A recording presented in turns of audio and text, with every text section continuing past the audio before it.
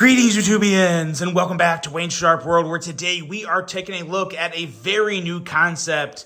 And in this pouch is what I believe one of the best concepts to come out to date. Easily in my top 3. This is a fantastic knife, and what we are talking about is the Kansept Prometheus. Now, before I go any further into this review, I'd like to thank you guys for tuning in today. If you like what you see, please do me a huge favor. Hit that subscribe button, follow along, and I will continue to bring you the content. Now, let's take a look at some overall specs on this knife right here. We have an overall length coming in at 7.61 inches, a blade length of 3.29 inches, and a blade thickness at a slightly thicker than average 140 thousandths. We are looking at S35 VN for the blade steel, which is right there. There we go. And we have kind of this very good looking sheep's footy drop points type of blade with a nice slicey flat grind, a handle thickness at 455 thousandths, and handle material of carbon fiber, which is basically shred carbon fiber, but it kind of has that nice little bit of marbly effect, but still technically shred. And then on the clip side, we are looking at blackened titanium, which I think looks great and adds a good amount of lock strength with that frame lock for the locking mechanism. A user of a right hand only tip up carry. Weight coming in at 3.14 ounces, which is not that bad at all for a knife of this size. Designed by Doc. If you guys are familiar with Doc, he also designed the Kaiser October. And you definitely see that design language come through. I feel like Doc doesn't have a lot of designs out there, but the ones that I've come across have been fantastic. And this one here, I think I actually like this a little more than the Kaiser October.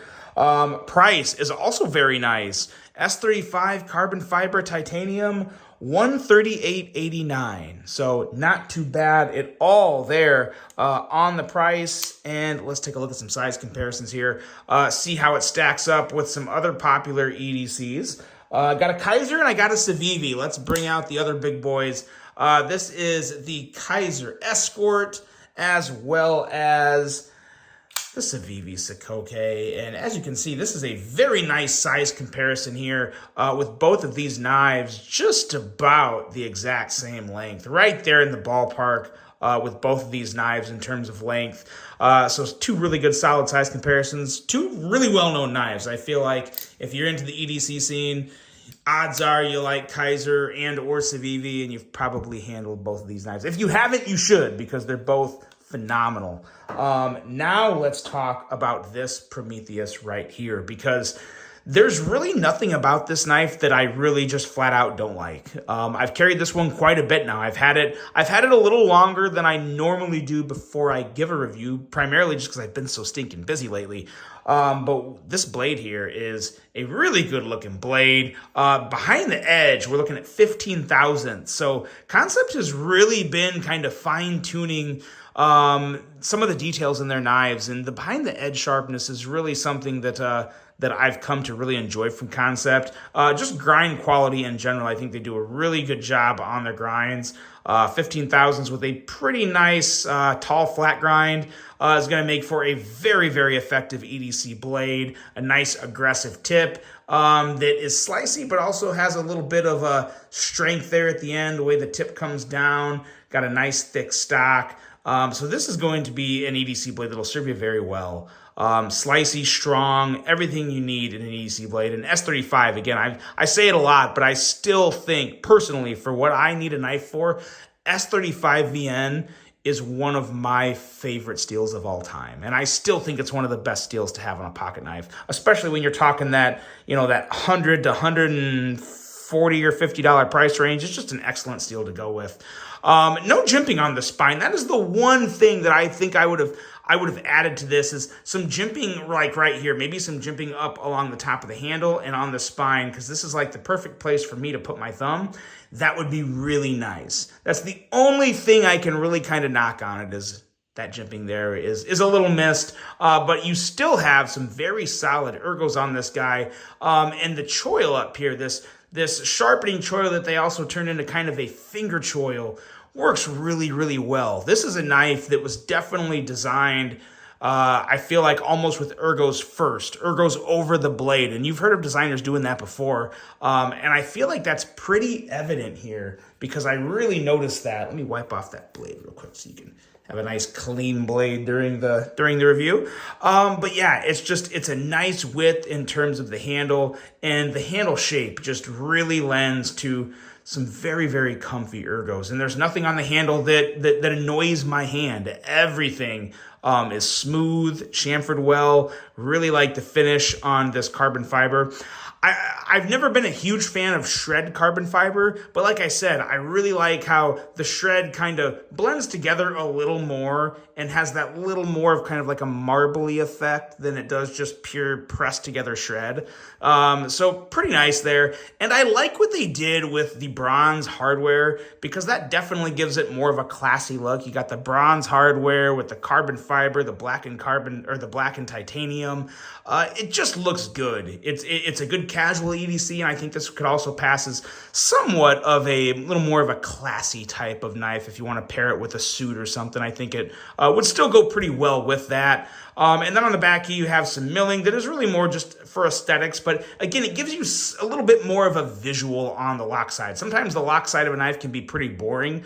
But it's nice to have that little bit of a milling to add just a little more accent because you got a lot going on with the carbon fiber and bronze accents on this side. So it's nice to have a little milling, a little more something going on over here, as well as the clip. I like the clip. The one thing that I'll caution some people on, because some people really don't like this, is this knife, obviously, it's a milled clip, so it's not like super deep carry. And the way it's stationed to sit, you're going to be having about roughly this much sticking out of the pocket. So I personally think that's totally fine. I don't have really any issue with that. It's not deep carry, but like 90% of milled clips are not deep carry. So no real issue. It's kind of a little different the way they milled this clip. You have a little more kind of curvature towards the top of the clip. But then as you get down farther to the end of the clip, you have a really nice ramp to cover basically any type of pocket hem it's going to go over. I've had no issues. This goes in and out of the pocket great. And the length and shape and all the good chamfering on the clip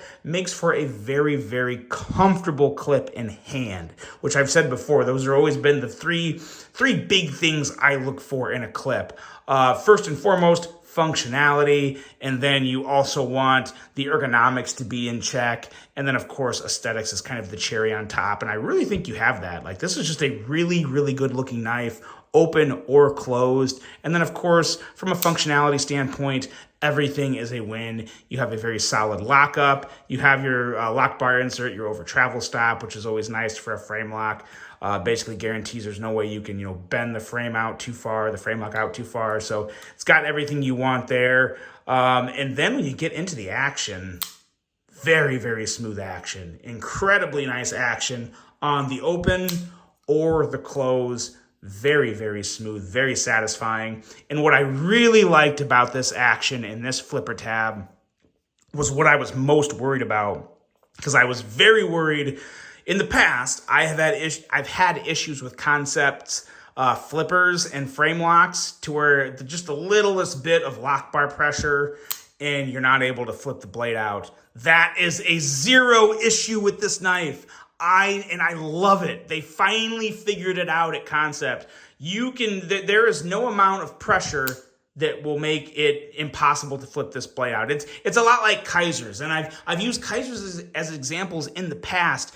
Is lately they've kind of figured that out as well. You don't have to worry. You can totally have my finger. I can have my finger right here, push on it, and still deploy the blade. So whatever they did, they perfected it. And I hope they do this on every frame lock flipper coming forward, because at this point, there's no going back now. When you come out with a frame lock flipper this smooth, you've already shown you got it in you. Now you got to keep it going, because I was really, really happy to see this type of action from Kansept. They've had really good action in the past, but a lot of those have been on like liner locks, or button locks, and they've had good action on their frame locks. But again, that problem with the lock bar pressure with Kansepts has been an issue with me in the past. This one is an absolute walk in the park. Super, super smooth.